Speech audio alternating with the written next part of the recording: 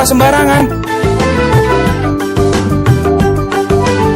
Udah tahu sampah biang masalah, buang sampah pada tempatnya lah.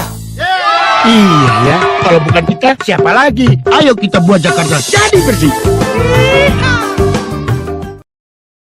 Dilakukan penelitian sudah menggali misalnya di wilayah perempuan di mana itu sudah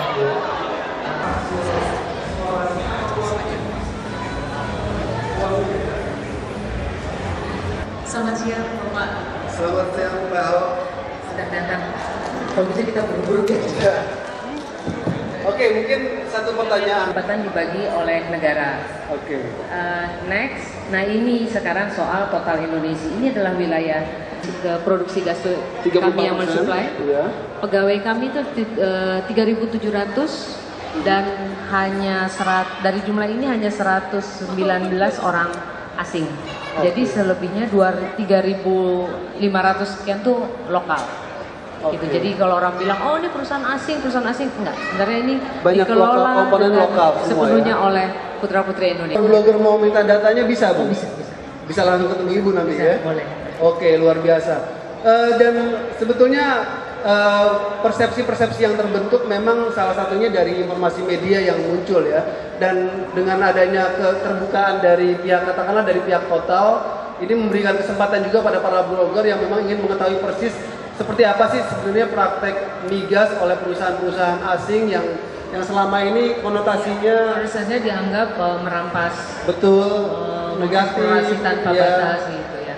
Ya, dan sebetulnya nanti banyak sekali pembicaraan lainnya ya, tapi karena waktu tidak banyak juga sesi ini, mungkin dari saya akan saya sudahi dulu Ibu ya. Sebelum saya tutup mungkin dari Ibu sendiri ada yang ingin disampaikan? Kalau Pesan-pesannya gitu untuk para blogger?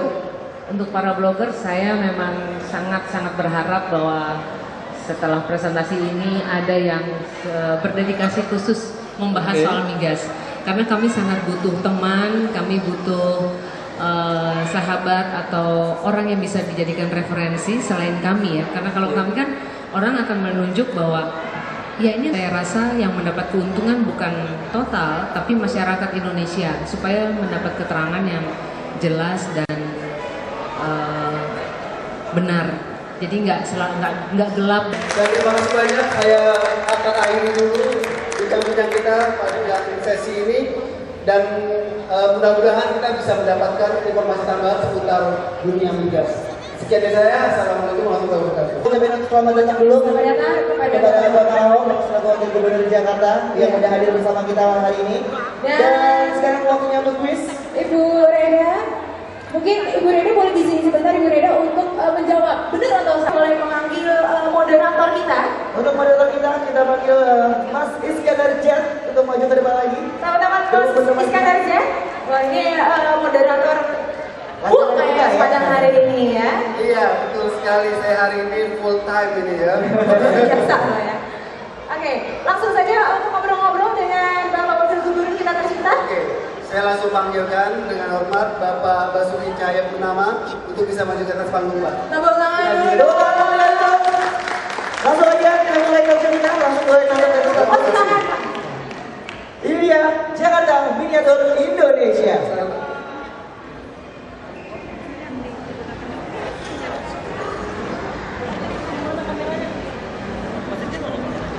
Foto siapa ngambil? Foto siapa ngambil? Hasan? Oh, Hasan.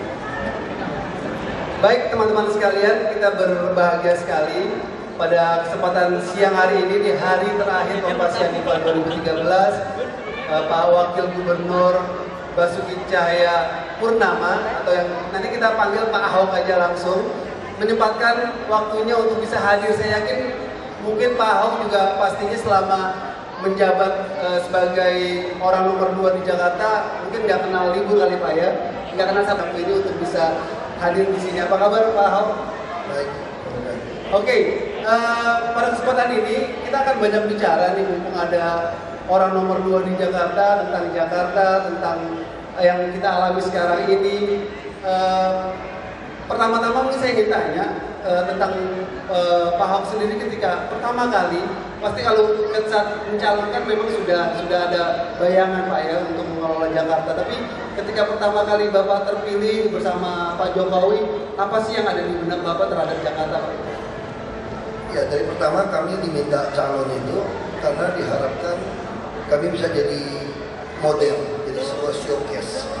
Itu yang diminta dari Pak Prabowo waktu pertama kali memanggil kami.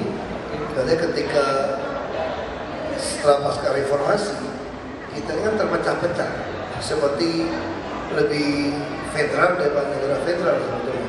Masing-masing suku, dan lebih gawat lagi setelah reformasi, masyarakat tidak percaya ada pejabat yang jujur mau melayani. Itu satu modal yang paling dasar untuk sebuah negara maju. Nah, karena itu kami ditugaskan untuk merebut kursi DKI 1, DKI 2. Lalu kami bekerja untuk jadi sebuah showcase bahwa di Indonesia itu kita masih punya pejabat yang mau jujur dan melayani. Dan tentu saja ini juga memecahkan sebuah teori bahwa tidak mesti orang Jakarta pilih orang Jakarta. Jadi rakyat Indonesia itu cerdas sebetulnya. Dia akan memilih orang bukan dari latar belakang primordialisme, tapi dari latar belakang rekam jejak. Nah, yang dijual di kami itu adalah rekam jejak kami. Walaupun tadi belum populer, tapi kami yakin karena punya rekam jejak yang baik dipromosikan akan terjadi. Nah, itu teori itu yang kita pakai sehingga dalam showcase ini kita bisa mempertontonkan bahwa Bhinneka Tunggal Ika itu sangat penting. Dan kita bisa lakukan dengan baik. Kalau Anda memilih orang bukan melihat latar belakang suku agama rasnya dia, Anda bisa dapatkan yang terbaik untuk Anda. Itu yang kita pertontonkan sebetulnya dalam kondisi kasus Jakarta. Di awal minggu kemarin Pak ya. Lalu setelah menjabat, yang Bapak lihat Jakarta ini, saya harus ngapain itu kebayang seperti apa sih Pak? Dengan sekian kompleks permasalahan di kota ini. Nah, ini juga orang mengatakan kami terlalu naif waktu kampanye. Ya. Pak Jokowi mau jadi tanya, gimana atasi macet, gimana atasi banjir? Pak Jokowi jawabnya, yang penting ke lapangan, eksekusi kata beliau begitu kan. Ya. Lalu orang-orang menganggap beliau ini kayak goblok gitu ya. Oh, jawabnya apa nggak bisa jawab? Cuma jawabnya eksekusi gitu. Nggak ada diplomasi sama sekali itu Pak ya. Tapi yang dimaksud beliau betul. Kalau kami ditanya lebih mudah mana, di Solo, di Belitung, atau di Jakarta? Kami akan lebih mudah Jakarta. Orang nggak terima kalau bicara seperti itu. Kenapa? Karena semua permasalahan sudah ada kajian yang lengkap di Jakarta, termasuk solusi. Sudah ada referensi. Kami masuk sudah ada 22 kajian tentang macet, termasuk solusinya. Sebelum berbasis rel MRT ya BRT, bis rapid transit. Itu semua masih steril, jalur busway, semua begitu jelas. Persoalannya adalah Anda berani tidak eksekusi. Karena setiap tindakan yang Anda ambil, ini akan menyenggol kepentingan oknum yang melarat sampai oknum konglomerat. Ya kan? Itu semua. Anda kalau jadi preman tuh di Jakarta maju, mundur. 1 jam 3 jam dapat 100.000. Apakah Anda jadi koordinator? Nah, ketika Anda menegakkan hukum, menjalankan semua kajian tadi, ini akan bersinggungan dengan semua orang kepentingan. Dari yang konglomerat termasuk yang punya mall bisa ribut sama Anda. Jadi Anda katakan nggak bisa bangun mall di sini. Ini udah terlalu besar, misalnya Bundaran HI. Gimana nggak macet? Bung Karno nggak pernah berpikir bahwa Bundaran HI itu akan dibuat jadi mall kiri kanan nggak besar ini ya. Nggak terasa Semanggi tiba-tiba jadi mall. Itu kajian lalu lintasnya bagaimana dulu gitu. Nah, ini hal-hal itu kita tegakkan, orang akan marah. Nah, ini makanya kita katakan juga sama Pak Jokowi, Jakarta itu nggak perlu latihan otak. Udah banyak pinter-pinter, ketemu 10 orang, 8 orang profesor, doktor, PhD di belakangnya. Pinter semua Pak ya. Ya kan di sini cuma perlu latihan otot aja, otot jantung, otot saraf, gitu ya, otot nyali, kayak gitu aja gitu. Itu pandangan kami tentang Jakarta. Oke, lalu pandangan warga Jakarta terhadap Pak Ahok, beberapa orang, khususnya yang langsung terkena dampak dari kebijakan-kebijakan terbaru Pak Ahok, itu melihat Pak Ahok ini wakil gubernur yang super tegas, kelewat tegas, mungkin kalau di kampus dibilang ini wagub killer gitu ya. Itu gimana kalau Pak Ahok sendiri menanggapi soal ini? Ya, saya kira kalau baik-baik ngomong nggak mau dengar, mau cara apa kira-kira gitu ya. Saya kira orang tua juga sama. Kalau kita nakal, bapak saya prototip. Kalau saya tidak sadar, pasti dikerasin. Kalau masih dikerasin tidak dengar pasti dijewer, saya dibawa pulang waktu saya kecil gitu. Jadi yang kami lakukan itu kami bukan membenci warga yang melanggar aturan. Kami hanya benci apa yang mereka perbuat. Tapi kami sayang sama dianya. Itu yang kami lakukan ketika memindahkan orang dari Waduk Pluit dan dari pinggiran sungai maupun Rio. Kami menyediakan rumahan susun untuk mereka dengan full furnish. Sekarang pun kami kenapa tidak mau, ini mau banjir, kenapa tidak mau normalisasi sungai waduk besar-besaran? Masalahnya rumah susun nggak keburu buat. Kami tidak ingin orang-orang ini digusur, tidak punya rumah. Tapi ketika mereka minta ganti 3 juta, tidak mau pergi, yang ngeyel ya nggak kau semprot. Kalau nggak semprot nggak ngerti. Coba lihat sekarang, apa yang dilakukan bisa di Tanah Abang? Marah kan? Salah kami apa? Pak Wagub mengancam mempidanakan kami. Kan kami hanya jualan di jalan. Ya, kami tidak salah dong. Hanya jualan di jalan. Ada lagi minta, pokoknya ganti 3 juta. Tidak usah urus kami mau pindah kemana. Orang udah dudukin sungai kok ganti 3 juta. Tidak, saya penjara kan sudah baik kalau saya bilang. Tapi kan orang jadi mengerti kan salahnya di mana. Jadi itu yang persoalan. Kebiasaan salah yang begitu lama dianggap pembenaran, tidak benar. Nah sama sekarang nanti nyebrang sembarangan kan, marah kalau ditangkap tadi. Karena sudah terlalu biasa. Yang lebih lucu, jalur busway, yang naik mobil yang pinter-pinter juga marah. Enak aja kami bayar pajak, kenapa jalur busway kami tidak boleh masuk? Jadi itu persoalan kita tiba-tiba kita tidak tahu mana benar mana salah. Sama seperti ini pedagang blok di Tanah Abang. Sepi ini Pak, sepi. Kalau sepi kami turun lagi di jalan ya. Astaga, emang saya masih tanggung jawab. Kalau gitu kita ramai-ramai jualan di bundaran HI. Nanti kalau diusir, mintanya toko di sini kan lumayan kan. Terus kalau sepi, kita ancam turun lagi ke bundaran HI dagangnya. Dari mana saya bilang? Nah orang itu dia ngomong baik-baik nggak ngerti. Ya sudahlah, saya bukan orang Jawa. Nggak sabar, semprot aja udah. Supaya lebih jelas gitu. Iya. Lalu kan tadi kalau Pak Ahok sendiri bilang Jakarta ini sudah banyak sekali kajian, banyak orang pintar. Sebetulnya selama ini mungkin kita nggak mau bicara yang dulu-dulu ya. Tapi saya coba membandingkan bagaimana perasaan Pak Jokowi dan saya ketika membuat keputusan. Misalnya begini, kita tahu Jakarta ini macetnya luar biasa. Dan kajiannya mengatakan harus membangun MRT. MRT ini sudah dikaji 28 tahun yang lalu. Makanya saya katakan ini ada kesalahan.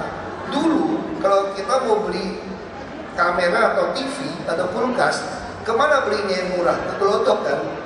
Jadi semua yang buat rumah di mana zaman dulu? Ke selatan, Bintaro, Cinere.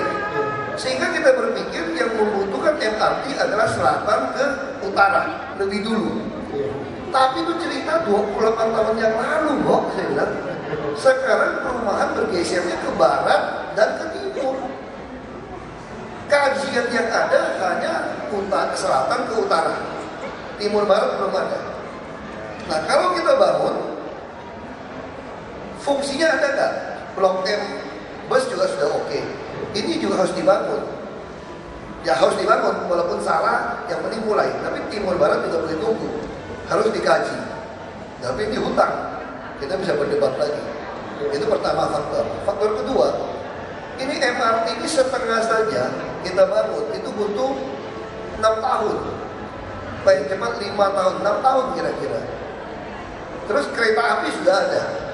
Persimpangan pertemuan kereta api dan jalan itu yang utama 18. Yang tikus-tikus jalan alternatif itu ada 300 sampai 400. Kita bisa bayangkan kalau kereta api tiap 1 menit lewat, macetnya gimana? Ada yang tinggal di Kalibata nggak? Berasa nggak tuh kereta api yang lewat itu loh? Ngantri.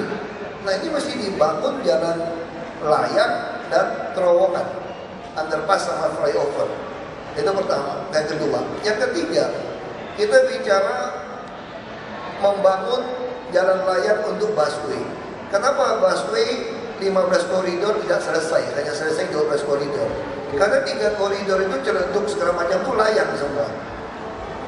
Casablanca saja gara-gara pemborongnya kurang bermodal, telat. Orang dan marah-marah, mengeluh, kenapa berhenti? Saya pun jadi tertutup memberhentikan jalan layang. Siapa yang memberhentikan jalan layang? Dia aja habis modal, kita yang kena lagi kan. Ya kita bisa bayangkan, kalau kita menyelesaikan MRT, monorail, persimpangan kereta api, jalan koridor busway, macetnya ampun-ampunan nggak kira-kira? Ampun-ampunan. Dan sialnya ini baru selesai di atas 2018, 2019. Kami ini dipilih ulangnya 2017. Jadi kemungkinan kami ini tidak terpilih lagi 2017. Karena orang Jakarta kan tambah kiki kan, tiap hari tambah macet. Belum lagi ditambah tiap tahun 1,2 juta, 1,5 juta dengan low cost grid car tadi, lebih penuh lagi mobil di Jakarta. Ini akan membuat betul-betul macetnya gila-gilaan.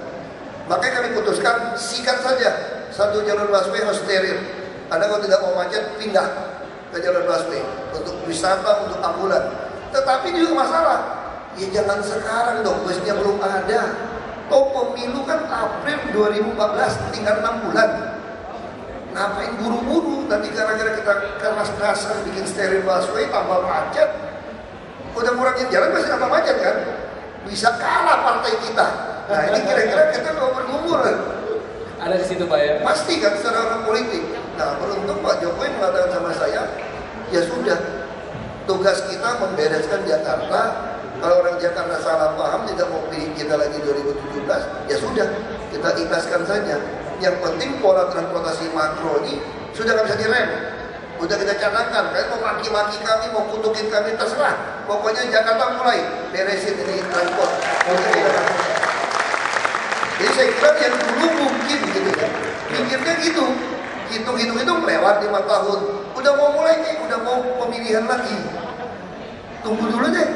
Tunggu lagi, wakil saya mau naik, tunggu lagi, ya udah lewat 20 tahun. Nah itu kan mesti lakukan dengan tegas. Jadi selalu kepentingan politik yang Ya, mengejar. mungkin belum lagi orang politik nitip-nitip kan? Iya. Mau jadi pejabat, mau jadi dirut BUMD. Nah saya juga beruntung, Bapak Jokowi sederhana sekali, ya panggil saya. Mau jadi dirut saja tidak pede, nitip-nitip dalam partai politik, coret saja, coret. Kalau titip partai politik coret aja, nggak ada urusan. Titip jadi jabatan juga coret saja.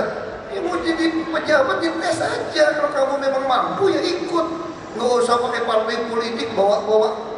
Pakai orang partai, pengurus partai datang mau sowan, ujung-ujungnya mau kenalin cocok nih jadi direktur ini, coret kata Pak Jokowi. Tadi ngomongnya nggak sekasar saya, panggil saya aja, coret saja. Coret saya gitu kan. Ini Solo halus tapi tegas gitu kan. Saya nggak bisa halus sendiri, nanti lucu juga saya. Tapi saya udah setengah lebih halus loh ini sebetulnya. Dari yang aslinya Pak ya? Karena pergaulan yang baik kan bisa membuat kita baik juga kan. Pak Jokowi kan lebih kasar dikit, karena pergaulan yang buruk sama saya. Jadi merusak kebiasaan baik beliau juga gitu. Jadi plus minus ketemunya jadi yang satu malah jadi minus, yang jadi plus Pak ya? Jadi sekarang agak-agak inilah, agak-agak moderat katanya. Oh gitu. Bukan kepribadian galau bukan ya? Oke. Tadi kan menarik sekali Pak Ahok ini kan maju sebagai wakil gubernur bersama Pak Jokowi kan lewat jalur partai. Pastinya orang bilang ini adalah orang partai. Nah sekarang sebetulnya memang ada nggak sih kepentingan partai yang dibawa saat membenahi Jakarta sampai nanti akhir bertugas? Nah ini menarik untuk jawab pertanyaan tadi. Tadi saya sambung SIM saya, SIM yang di mobil itu loh. Lalu dia tulis dari polisinya, pekerjaan Wagub DKI. Saya bilang bukan Pak, kalau 5 tahun lagi saya nggak kepilih bukan Wagub DKI loh. Tadi repot. Jadi apa? Politisi juga kurang bagus gitu. Politisi kesannya jelek. Jadi apa? Profesional sih. Wah, kira-kira itu. Nah kenapa? Kami ini pemain profesional yang ditransfer dari partai. Nah, kami dibajak kan? Anda mau nggak nih? Nah, saya bilang waktu kampanye, pemainnya kurang becus, jadi kami ditarik dari luar daerah, kira-kira gitu kan? Ini pemain bola aja kan? Jadi kita ditarik dari partai. Nah, saya bilang sama partai, waktu pertama panggil, kalau Anda mau numpang beken, numpang keren, tolong kasih kami kerja secara profesional, tidak ada urusan dengan partai. Semua orang juga tahu saya partai Gerindra. Kalau saya kerja dengan sukses, partai ketiban pasti dapat. Jadi nggak usah nitip sama saya. Gak usah ajak saya rapat macam-macam. Nah itu yang kita sampaikan kepada partai. Jadi hubungan pada Pak Jokowi kan beda partai, bisa berkepentingan kan? Nah saya dari awal sudah tegaskan untuk kampanye. Tugas saya adalah menjadikan Pak Jokowi berhasil. Kalau beliau berhasil, saya ikut berhasil. Kalau saya berhasil sendiri, beliau dijatuhkan, saya gagal sebetulnya. Jadi tugas saya bukan satu paket. Walaupun secara konstitusi saya satu paket. Saya memposisikan diri saya sebagai staf pribadi beliau yang paling dipercaya. Karena kalau beliau jatuh, saya juga ikut jatuh. Nah makanya ini hubungannya jadi baik dengan beliau. Yang dapat poin siapa? Beliau kan aktor utama cuma satu. Saya kan cuma pemain figuran gitu. Nah ini jelas. Tapi kan kalau menerima Piala Citra, kan ada juga pemeran utama pria terbaik, pembantu pria terbaik kan ada juga. Nah ada pemeran utama, ada pemeran pembantu juga kan. Jadi tetap dapat citra juga, nggak usah khawatir. Kalau kita pemain figuran, kita nih kalau dinominasi pemain pembantu pria, ya jangan mimpi diumumkan pemain pria terbaik dong. Namanya juga pemain pembantu kok. Ya itu masih jelas posisi. Tapi sebetulnya persisnya gimana sih pengaturan tugas antara Pak Jokowi dengan Pak Ahok, atau memang ada hitam di atas putih atau berjalan seperti apa? Beliau bilangnya begini, kalau wakil mau ambil pekerjaan 90%, tidak apa-apa, ambil saja asal beres. Orang bagi kerja kok, mana dia mau ribut. Itu kata beliau. Jadi kami berdua, karena kita saling pengen maju, pengen menyelesaikan, kami saling mengambil pekerjaan akhirnya. Kita pengen beresin kerjaan beliau pengen beresin, tapi pengarahan kami diskusi. Dan umumnya beliau dari lapangan, beliau bisa telepon, atau pagi-pagi atau sore kapan kosong, beliau kasih pengarahan. Nah saya sudah dapat pengarahan seperti ini, saya sudah tahu maunya bos seperti ini. Ya sudah, saya eksekusi. Saya panggil rapat semua dinas, bikin notulennya saya kasih beliau lihat. Nah jadi semua dilaksanakan cepat. Beliau ke lapangan, saya di kantor, saya beresin. Pagi sampai malam seperti itu. Tapi sesuai yang beliau mau.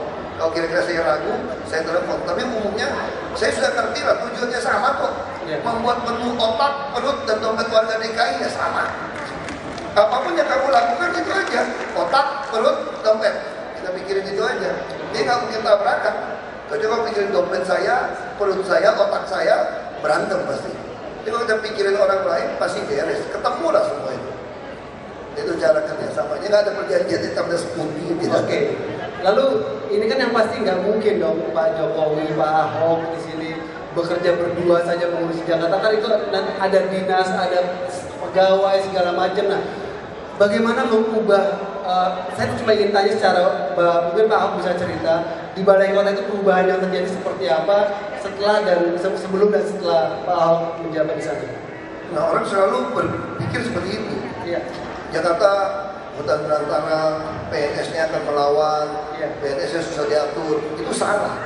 Nah yang pertama kami yakin justru PNS terbaik seluruh Indonesia itu ada di Jakarta. Dan orang baik juga masih banyak, tergantung bosnya siapa. Kalau kepalanya lurus, lawannya ikut lurus, gitu aja. Banyak yang baik-baik kok, ada lah satu dua yang ngeyel copot aja, lah gue pikirin. Ya kan, baik-baik lu copot aja. Gampang kok kalau udah jadi gubernur wakil udah jadi mah udah gampang deh. Jadi udah nggak ada perlawanan yang sifatnya sistemis yang ingin menjatuhkan di Balai Kota itu ada seperti itu. Ada satu dua yang masukin surat, kita mau bikin naskah gitu kan. Tapi kan gini kan, saya pernah panggil gitu ngomong gitu.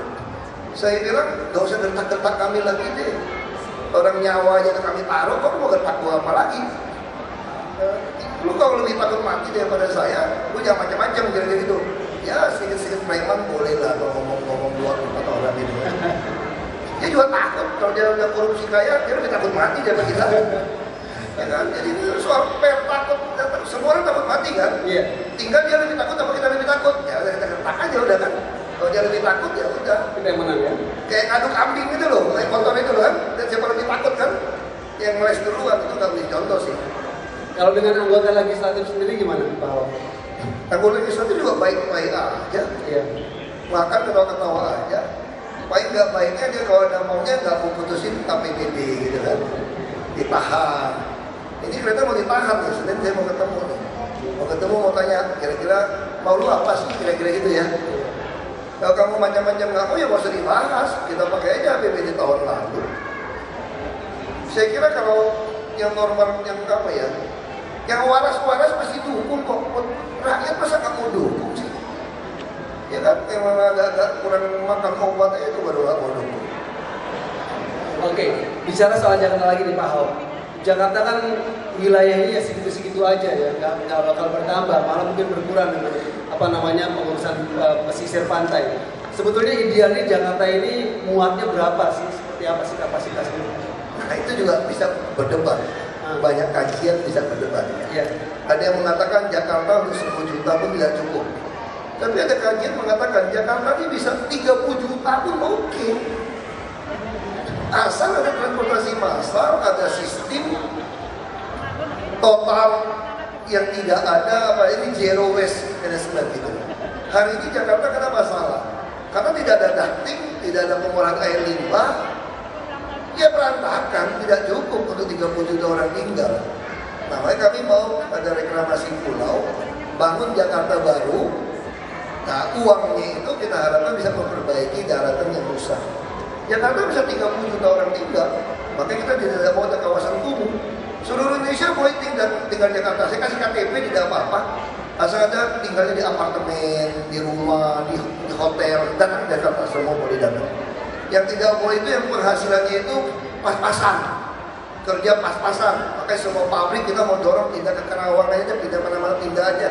Terus pabrik-pabrik itu diubah saja, jadi komersial, mau jadi apartemen, mau jadi hotel, silakan saja. Tapi tentu ada transportasi masalnya. Nah itu yang kita mau dorong. Ya tidak boleh ada penghasilan kebutuhan hidup layak seorang lajang di DKI 2 juta. Gaji 2 juta, yang modal, punya istri, punya anak gimana? Ya udah tinggal di kampung sana, kita pindahkan. Nah itu yang kita mau lakukan. Oke. Kalau tadi kan Pak Ahok bicara soal transportasi. Targetnya tuh yang realistis seperti apa sih Pak saat nanti di akhir masa jabatan Jokowi Ahok nanti? Target yang paling sederhana, semua orang harus taat hukum, peraturan. Jadi kalau Anda mau nyaman di jalan, Anda harus tertib. Kalau mau tertib, ya di jalan hukum. Baik, kita udah kerjasama dengan polisi, jaksa, pengadilan, denda 500.000 tadi. Ya jangan mengira kalau lewat terobos jalur busway atau lawan arus denda cuma 500.000. Tergantung. Kalau dicek kamu juga tidak punya SIM, 1 juta, jadi 1,5 juta dendanya. 500 tambah 1 juta, biar kapok kamu, baru tidak berani. Dan dendanya bagaimana? Jangan kasih lembaran merah, lembaran biru, supaya kamu langsung stop. Nah kita bertahap akan tegakkan ini dulu.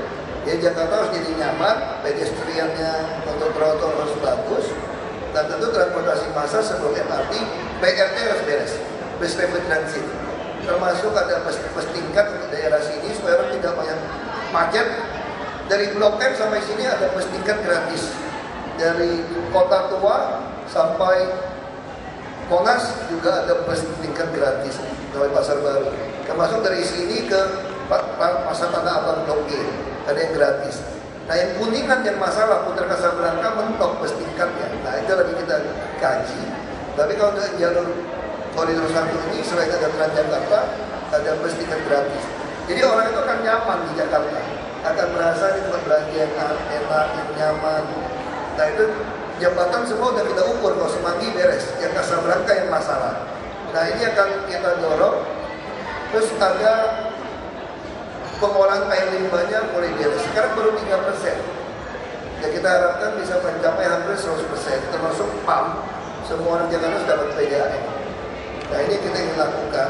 Jadi orang Jakarta itu kalau kurang beruntung, harapan kami setelah kami tinggal di tempat ini, kita bisa mencapai kira-kira di atas 100 triliun APBD-nya. Tahun depan sudah mencapai 67.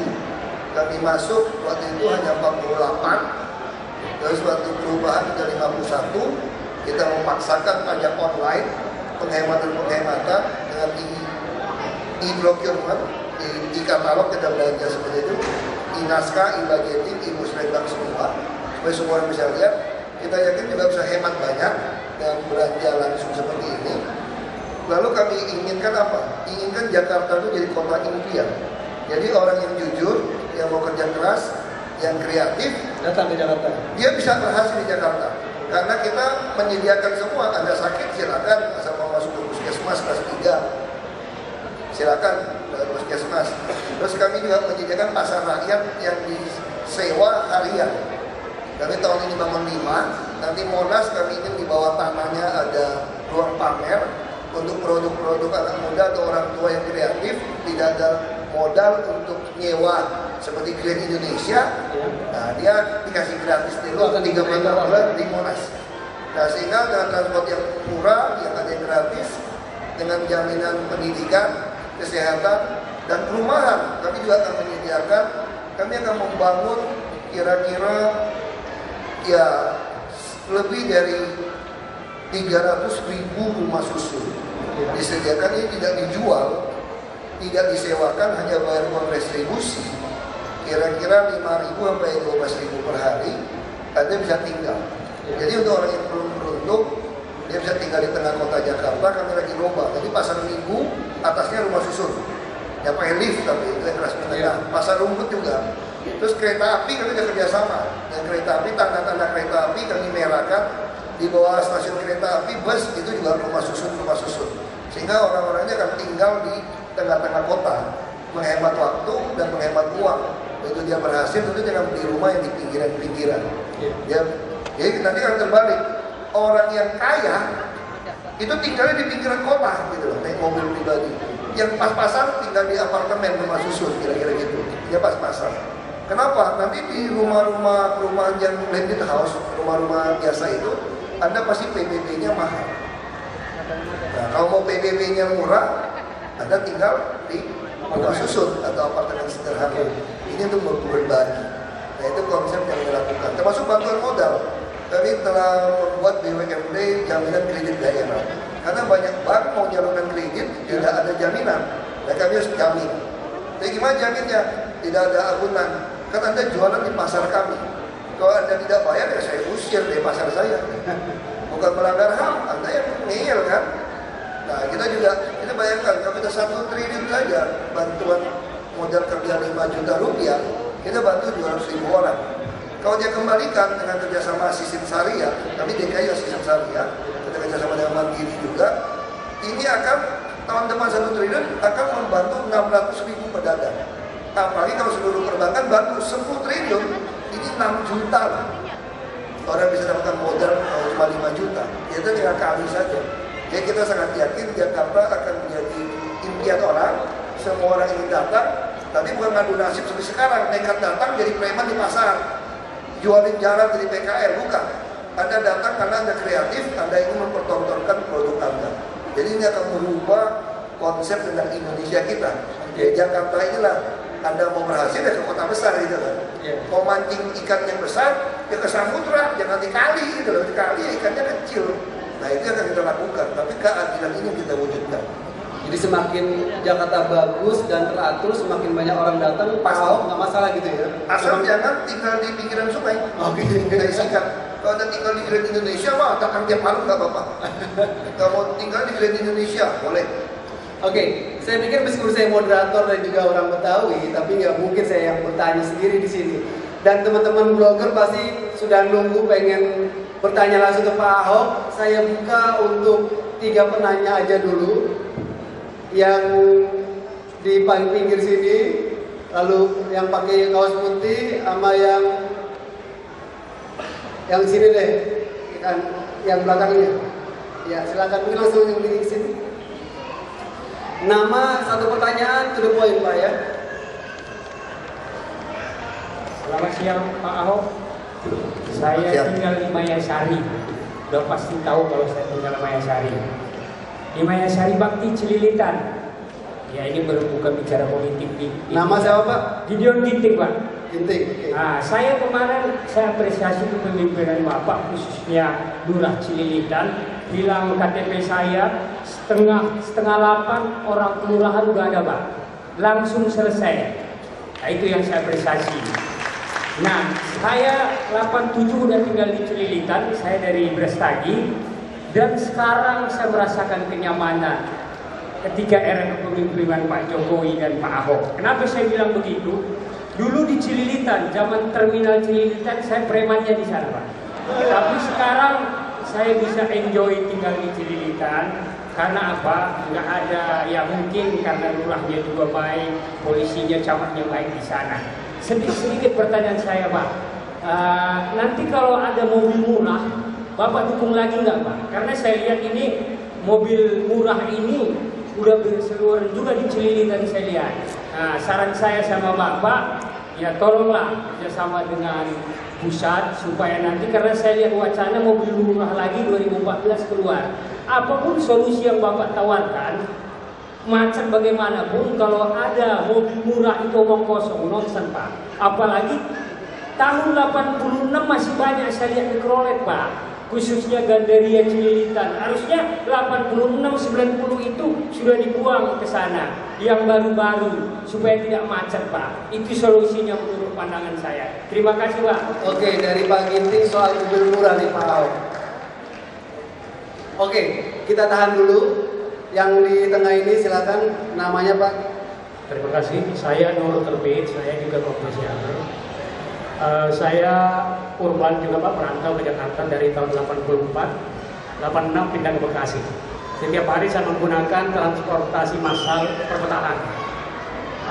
Saya ingin tahu, kemarin itu ada pernyataan dari Bappenas bahwa lagi disusun konsep transportasi massal perkotaan. Nah, di sana disampaikan bahwa Pak Jokowi meneruskan program dari gubernur lama, cuma sekarang lebih kepada menggerakkan, jadi lebih ke tindakan nyata. Kira-kira konsep apa? Apakah sudah ada pertemuan dengan penguasa wilayah Jabodetabek untuk kaitan dengan transportasi itu? Yang kedua, Pak, kita tahu bahwa dalam sebulan terakhir ada lurah di Jakarta Timur yang terpaksa masuk di Hotel Pradeo karena menyelewengkan dana APBD DKI. Yang kami tahu bahwa itu dari Lurah Ceger dan satu lagi mantan Lurah Blogandung. Yang kami ingin tahu, mereka ini ada di antaranya yang hasil pelelangan jabatan kemarin. Nah, kira-kira apa kemarin yang membuat mereka indikatornya? Ataukah ke depannya Bapak mungkin punya konsep bagaimana menjaga citra dan kinerja aparat Bapak di bawah sesuai dengan program menuju Jakarta Baru. Terima kasih, Pak. Assalamualaikum. Oke, makasih Pak Nur ya. Oke, yang satu lagi yang itu, silakan Pak. Nama, pertanyaan. Nama saya Taufik Irawan, saya Kompasiana juga. Saya pengen bertanya dengan masalah ini, saya juga buruh Pak ya. Dengan gaji 2.441 sekian di Jakarta, apakah mimpi buruh bisa menempati apartemen seperti apa yang Bapak katakan tadi, mampu nggak gitu loh Pak dengan gaji seperti itu? Terima kasih untuk Bapak Ahok atas ininya. Terima kasih. Oke, langsung saja 3 pertanyaan tadi akan jawab oleh Pak Saya Ahok. jawab dulu yang buruh ya. Oke. Anda tidak akan pernah punya rumah di Jakarta. Makanya saya mau dorong Anda yang gaji pas-pasan itu keluar dari Jakarta. Jujur aja. Jadi tidak boleh orang yang kerja konveksi, pabrik sepatu di Jakarta lagi. Karena tidak bisa, kebutuhan hidup layak Jakarta terlalu tinggi. Makanya Jakarta harus di-upgrade untuk orang-orang kerja di restoran, kerja apa, mulai dorong. Tapi kan ini masih mempertemukan, kita kan negara baru berkembang ya. Yang paling susah itu kalau di dunia itu 124 komponen untuk survei. Kita masih 40. Nah, kenapa kita tidak dorong sampai 64? Nah, ini persoalan. Ini ada bicara daya saing, karena itu tugas pemerintah menolong kebutuhan hidup layak Anda. Jadi buruh hari ini di Jakarta, Anda tidak perlu lagi bicara, saya perlu naik gaji, beli asuransi, tidak perlu. Selama Anda sakit, orang tua Anda sakit yang tidak punya pensiun, kan ditampung. Nah, tahun depan kita akan mulai mengarah ke soal pensiun. Ya, karena Anda tua, Anda punya uang pensiun. Nah, kami lagi siapkan juga, kita lagi berpikir, kenapa tidak membangun parti Werda di luar kota, di Sukabumi atau di Lebak, yang naik kereta api 1 jam. Karena tanah di Jakarta terlalu mahal untuk menampung orang-orang tidak bekerja. Kalau kita katakanlah 200.000 orang makan gratis di Jakarta, sekali makan 5.000. Kalau 5.000 udah pakai ikan emas kalau di Sukabumi, nggak makan sehari. 15.000, 30.000. 1,08 triliun 1 tahun. Kalau APBD saya 100 triliun nggak ada artinya. Kalau 1.000 orang mau makan gratis saya kasih makan, tapi Anda nggak boleh tinggal di Jakarta, nanti Anda keluyuran ngemis. Anda harus tinggal di Sukabumi sana, atau di Lebak. Saya tampung. Jadi Anda kalau mau tinggal rumah sewa, sebagai pegawai sanggup.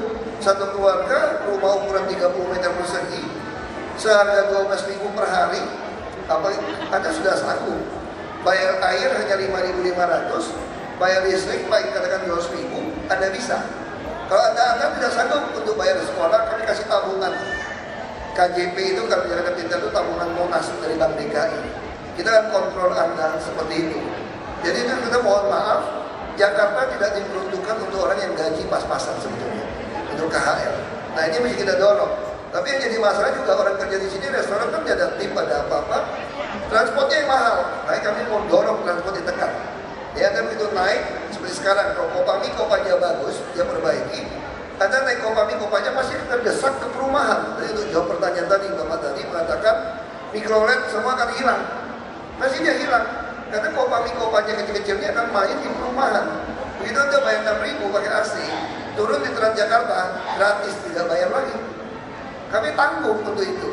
Anda masuk ke jalur bus tingkat yang gratis sudah gratis. Ini untuk menekan KHL.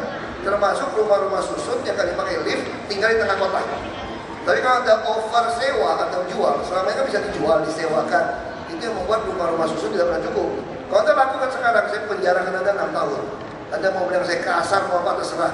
Kalau nggak gitu Anda jual belikan ya kapan cukup rumah. Jadi mesti tegas seperti itu. Ya jadi itu jawaban saya. Tapi mengupgrade orang-orang itu. Orang yang tinggal dekat situ, ada jaminan sosial seperti ini, dia bisa berubah nasib. Bisa contoh, Anda masuk kerja di restoran, Anda pintar masak nih, jadi top makanannya. Yang masalah kan modal untuk buka usaha. Rumah susun begitu banyak, kita juga punya super blok. Bukan cuma Grand Indonesia, Central Park punya super blok. Kami juga akan bangun super blok, Pasar Rumput, seperti di Kampung Bandar, nanti di Jatinegara, kita akan bangun Pulau Gadung, semua stasiun itu ada super bloknya. Tapi super blok bukan mobil mewah, orangnya tidak ada parkiran saya itu pasar. Anda bisa ikut undian, dapat ruko, pasar, penduduk dagang. Begitu Anda dapat, kami bisa kasih pinjaman modal tanpa agunan. Nah kalau Anda memang jujur, pintar masak, pintar bekerja, Anda berpeluang jadi wira swasta. Jadi Anda sambil bekerja dapat gaji, sebetulnya Anda sedang kuliah, sedang training untuk jadi pengusaha. Nah itu kita lakukan. Misalnya kemarin saya kerjasama dengan Alfamart. Saya tidak ingin orang Jakarta hanya jadi tukang kasir di Alfamart. Anda harus melatih mereka mengerti distribusi. Kita suruh dia masuk ke SMK. Karena begitu dia mengerti, kami ada ruko-ruko, kami ada toko-toko unit di bawah rumah susun. Anda undi Anda dapat, saya mentraining Anda menjadi pengusaha dengan jaringan bisnis yang ada. Kalau dia tidak mau titip sama Anda pun, saya akan masuk dengan BUMD saya. Kita lagi siapkan pusat logistik di Karawang supaya sembako tidak naik. Kita ingin buruh yang pas-pasan ini dari sisi perut, dompet, otaknya dia terkontrol. Itu fungsi pemerintah. Dengan terus nuntut uang untuk beli handphone, pulsa handphone, atau kredit Kawasaki Ninja, ya repot. Itu tentu repot. Karena daya saing akan tutup. Jadi kita masih mainkan keseimbangan ini. Nah, kenapa tahun lalu saya ngotot naikkan 45%? Saya bukan bela buruh, saya juga bukan bela pengusaha, saya hanya bela KHL, kebutuhan hidup layak. Kenapa? Pengusaha marah sama saya waktu saya memutuskan 45% kenaikan UMP di tahun kemarin. Kenapa? Karena selama ini kalian curang, saya bilang. Survei KHL dan UMP di bawah dari 2007. Jadi kekurangan 5 tahun inilah yang saya koreksi di 2013. Makanya loncatnya jadi 45%. Tapi buruh jangan nuntut saya tahun ini, tahun depan mau 45% lagi. Ya nggak bisa dong, patokannya ya KHL. Makanya mereka kampanye, dapat demo. Ahok bermuka dua. Wah keluar. Ahok bermuka dua, pura-pura baik aja. Kali ini tidak bela kami katanya. Ya biarin aja sih kan. Berdebat. Nah itu kondisi perburuan kita. Kita juga mau menjaga orang lain supaya tidak bangkrut. Yang nomor 1 tadi Pak Mayasari, kami mendukung mobil murah Pak. Bapak jangan khawatir Pak. Cuma kami tidak mendukung semua mobil bisa seenaknya jalan di Jakarta Pak. Jadi Bapak silakan punya mobil banyak, saya senang-senang saja. Kalau Bapak nggak bisa bawa semua, buat jalan kami kenakan bayar Pak, IRP Pak. Jadi kalau 22.000 lewat masih penuh, kami tinggal hitung. Kecepatan di kota kira-kira ideal 40 km per jam. 1 jam 1.500 mobil. Kita mau ideal 1.200 mobil. Kalau jumlahnya loncat jadi 2.000 mobil gimana? Naikin 50.000. Langsung turun kan? Kalau 50.000 masih lebih, naikin 100.000 sekali lewat. Emang gue pikirin, kamu punya mobil banyak nggak apa-apa, tapi tidak semua jalan kamu bisa lewat. Kapan dimulai Pak IRP itu? Kita akan tender mungkin akhir tahun atau awal tahun. Tapi sekarang bus kami cukup dulu. Ya sekarang kita tes, sterilkan dulu. Karena Maya Sari Bakti semua protes. Kita suruh APTB masuk dari luar kota. Gimana masuk Pak? Rugi. Karena macet. Kami akan sterilkan. Mana 9 tahun tidak pernah steril katanya. Ya ini mana telur mana ayam. Ya udah kita steril dulu. Begitu steril marah lagi orang. Kosong dikosongin. Bus belum datang udah disterilkan katanya. Ya udah, karena gue pikirin gue mau pilih saya juga nggak apa-apa. Pokoknya saya melaksanakan apa hasil kajian. Kajiannya bilang begitu ya saya ikutin saja. Nah kita kalau berdebat kemudian susah. Kita sudah bicara nanti mikrolet gimana? Saya udah bilang. Begitu kami gratiskan bus tingkat di jalur Blok M sampai Kota Tua, seluruh bus tua-tua itu nggak ada yang mau lagi yang mau naik Pak. Dia akan terdorong di Blok M. Dia akan dorong ke Blok M Ciledug. Di situ kami akan seleksi. Nah sopirnya bagaimana? Sopirnya kami akan training masuk bawa Transjakarta. Karena gajinya 3,5 UMP rumusnya Pak. Jadi sekarang sudah hampir 10 juta. UMP-nya 3 juta. Ya sudah pasti 10,05 juta. Nah ini kita dongkrak. Ya kita tidak akan menghilangkan hak mereka. Kan butuh B1 umum kan, ada tahapannya. Nah ini yang kita akan dorong. Yang lain beda. Terus Pak Terbit gimana Bappenas transportasi massal? Iya. Itu sudah ada pergubnya di zaman Pak Sutioso tahun 2007. Itu pola transportasi makro. Kita dengan Bappenas kerjasama dengan baik. Kita sudah akan mendirikan otoritas transportasi Jabodetabek. Ini sudah semua dalam makronya. Sekarang kita sudah kerjasama dengan perumahan Taman Harapan Indah di Bekasi, termasuk Mega Mall Bekasi, untuk menjadi park and ride bus langsung. Waktu itu bus-bus kecil di luar kota marah. Itu kan Anda nggak usah pusing. Ini hanya dari stasiun utama ke Jakarta. Orang-orang yang bawa mobil. Untuk Anda, pinggiran masih sama. Nah sekarang mereka mulai mengerti. Kita kerjasama dengan Bogor, APTB, Bekasi, Tangerang. Kenapa jumlahnya tidak banyak? Karena kemarin pada rugi semua. Masuk jalur busway macet setengah mati. Jadi ritnya kurang. Tapi sekarang setelah disterilkan, wah dari Durensawit sampai ke Grogol 15 menit. Semua senang.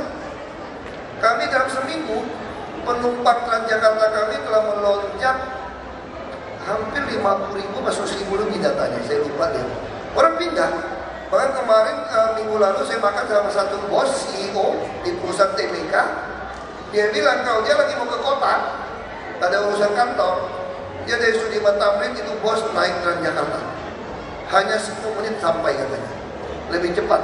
Nah ini kan sudah berhasil dengan memaksa steril. Nah kalau Anda mau enak ya naik Transjakarta, tapi belum cukup dia. Kami sedang beli terus. Belinya kenapa? Masalah tender. Sekarang kita harus dipasang ke e-katalog.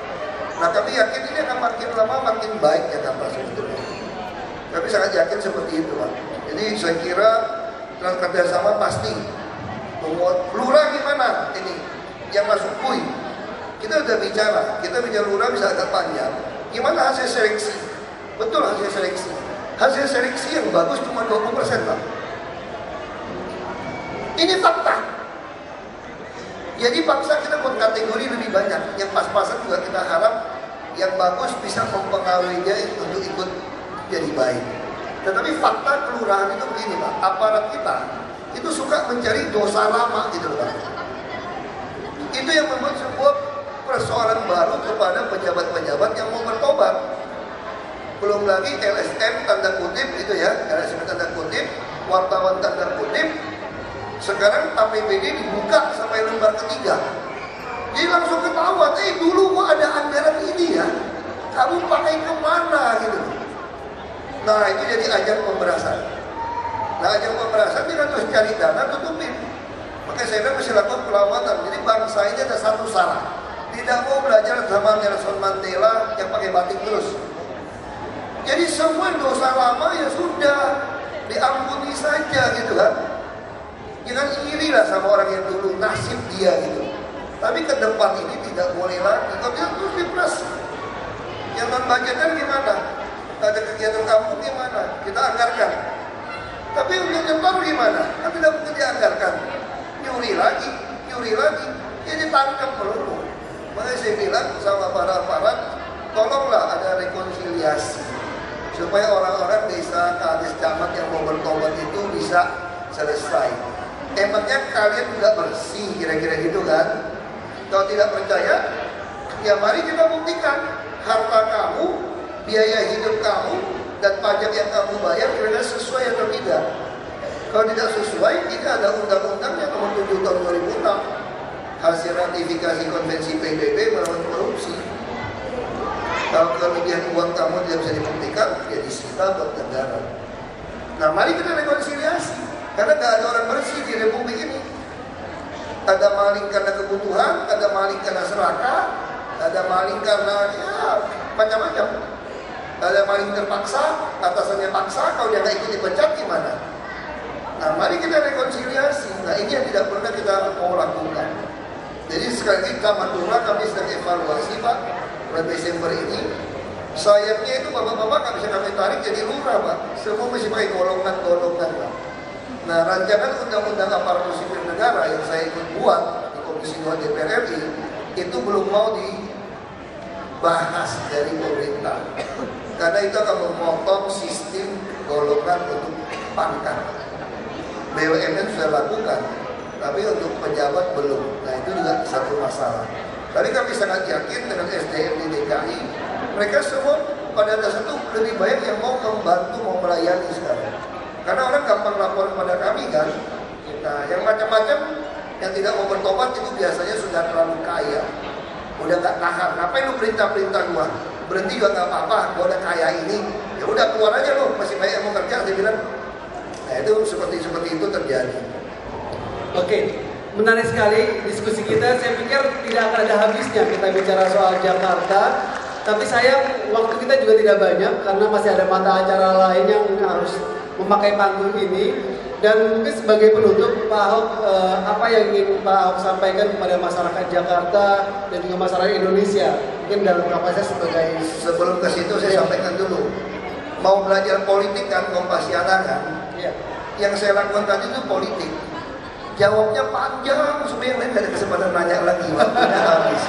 Nah, itu politik. Karena makin banyak ditanya makin salah jawabnya kan, jawabnya panjang. Iya. Saya juga politik jawabannya. Itu politik. Ini belajar politik. Betul.